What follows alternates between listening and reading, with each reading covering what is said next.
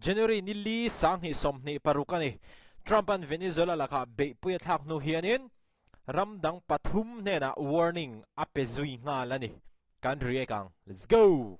After the US captured Venezuelan President Maduro, it has sent warnings to several other nations as well. Venezuela President Maduro aman nuwa Trump hianin ramdang pathum hnenah warning apenga lani. Three Latin American nations, ram pathum te South America lampang in particular, have been called out. Mexico, Colombia, Cuba. Ram pathum Mexico, Colombia le Cuba te oh. During US President Trump's press conference on Saturday, two of these nations were explicitly mentioned. Trump press conference aneya khanin kang ram pathum zinga pahni kha chiang takalam ri gani. Now take a look at what Trump had to say about Colombian President Gustavo Petro. Colombia President Gustavo Petro chungchang Trump an asoida tuna kan ngai thang. Well, he has cocaine mills. Cocaine mill ani cocaine siam chuana nei. Has factories where he makes cocaine. Factory ani ya. To be factory chang chuanin cocaine na siam chu kan ni Colombia President hian. And yeah, I think I stick by my first statement. He's making cocaine, they're sending it into the United States. So cocaine na siam chu ka chung cocaine te chu United States hai ron thon lu ta ni. he does have to watch his. He does have to watch his je chu in vem film khurvia wangai ni he Colombian President hi ti mi mai ni khovel riada.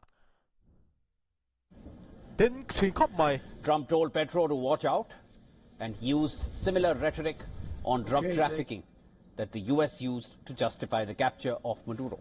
Drug trafficking namdoi tol ruk kha an chuan lam lian ber ani ti mai te ang Venezuela President Maduro an man don khan mo khatiang che khatuna henin Colombia President laka hanin amanga chuanin Mexico chungchang po asoidan po hi aden khop mai ani. Next in the crosshairs was Cuba. Both Trump and the US Secretary of State addressed it. Cuba chungchang po hi Trump le as Secretary of State in soibokani.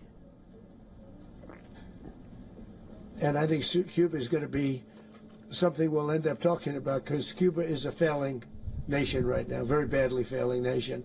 And we want to help the people. It's very similar in the sense that we want to help the people in Cuba, but we want to also help the people that were forced out of Cuba and living in this country. Cuba ram Beihpui te hi tran pui kan du ani tu lai henin Cuba ram hi an din hun hi thalo khop mai a atia Cuba ram Beihpui te kha tran pui du thu kha soi de mai ani Trump pa chuan mo. Disaster. Look, if I lived in Havana and I was in the government, I'd be concerned, at least a little bit. Havana ra ba hang ka om thrina chuwan chuanin an ngai tu om khop mai kamitin ka mu ka hrechiang ani ati ve ni. Rubio also made it a point to emphasize that Trump isn't just talk. He warned every nation that Trump means business. This is a president of action. Like, I don't understand yet how they haven't figured this out. Marco Rubio hianin Trump chu athu soi to chu ati tak theida ni ngati nge ramdang te hianin hi an la hria thiam theilo ati ani. And now if you don't know, now you know. Tuna in la thelo ni chuan hei in threto Venezuela lagan Beihpui kan thlak dan hi en ro in threto tuna chuan Trump hianin athu soi te hi ati tak theida ni ati ani.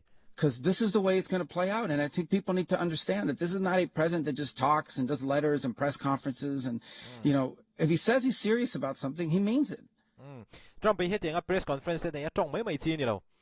Thil a soi to chuan in angai thu taka tin ama serious to a thu tak dewa soi to chuan in ati tak thina ni. And this is something that was a direct threat to the national interest of the United States. And the president addressed it. United States stan Venezuela ram hi athalawa. President Trump upon tiang takin soya heting henin thila thingzui ta ani. Another country that the US says is posing a direct threat, again because of drugs, its neighbor in the south, Mexico. Mexico po hi US ni na ngai na lawani eng tin tak Amazonin se dan lak le mai hmel ani. Addressing a question about Mexico to the media, Trump said that something is going to have to be done with Mexico. Mexico chungchang apo hianin action eng matal kan la ka ngai don ani ati ani achan chu Mexico an president Claudia hi cartel te yang misual rule geng ho kha ahlau maya heng cartel misol rule ho hian in Mexico hi tunai hian in amingin president chu omve ma se heng misol rule ho hian in Mexico hi tunai hian in an hruai mek an control veka chuan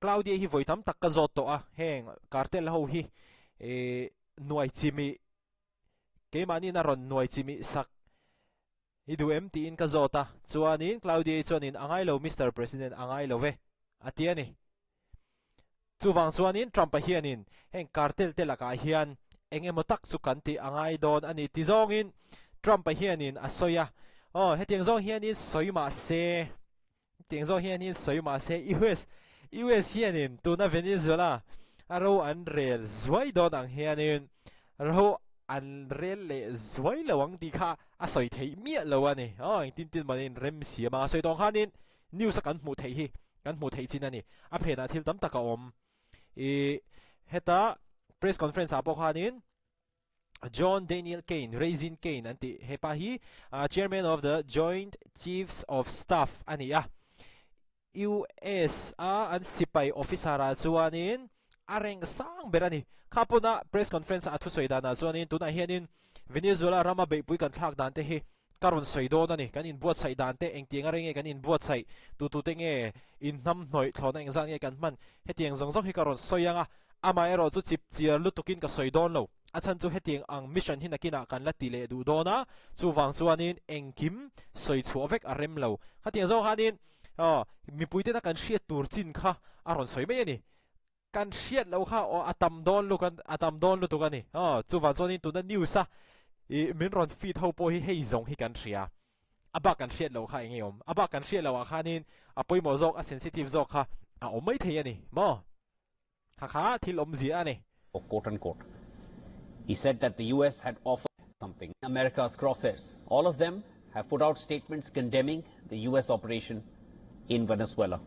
Epon se Mexico, Cuba le Colombia te hianin US andem thu anron soivek to ani to na hian mo.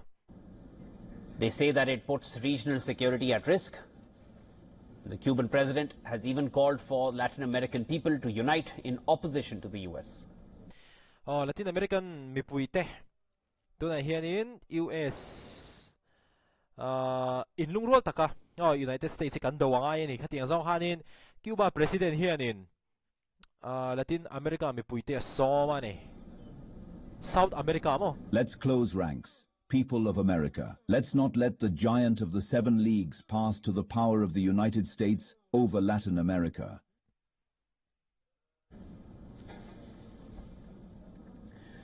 The giant of the 7 leagues refers to the US here. Diaz Canel is referring to a folktale where a giant ogre chases after a hero to capture him, and some in the US are indeed looking to chase and capture even more than just Venezuela. Now, this is a social media post, but which was put out by Katie Miller, wife of US presidential. Okay, po ni se kami kha thil om zia chuani USA ni Mexico la ka warning a pe a Colombia la ka warning a pe a Cuba la ka po warning a pe ani king hianin ram pakhat president chet dan akal na mun a om na mun uluk takin hatam tak chung an lo zir chiang charchara minute darka reilo te chungin an ma ni rama zulu chilin an zukmana USA an thoho puide ya khatiang kha anti thei ani chuan khatiang kha Venezuela president la ka anti thei ani chuan Mexico Cuba le Colombia ram hruai tu te Donald Trump do dal tu te po he an him vak lo mai thei ani heng hi anti America anti ang chi ho khani ta chuan in thil pakhat poi mo deu chu India hianin United States hi adem thu engma la post lawa atran thu le tha ti thu engma po la post lawa India na apos chun chu ka hria chun chu Venezuela rama India mi le sate mo film khur turang en na le India mi le sate Venezuela rama zin turte khang ho kha khatiang travel advisory kha ape khang ba kha India hian in statement ala siam lo ni heta takhian India ram hi an ram soi tu te hi an phing thin khop mai tuma an tran lawa tuma an dem chuang lawa ngoi rai khan an om ve mai mai ani mo kha kan ron soi le hrim hrim ani khatiang kha ani United States Donald Trump a hianin ram dang pathum hena warning apele ane le khati zong khan ni se video la ga imle theu don ni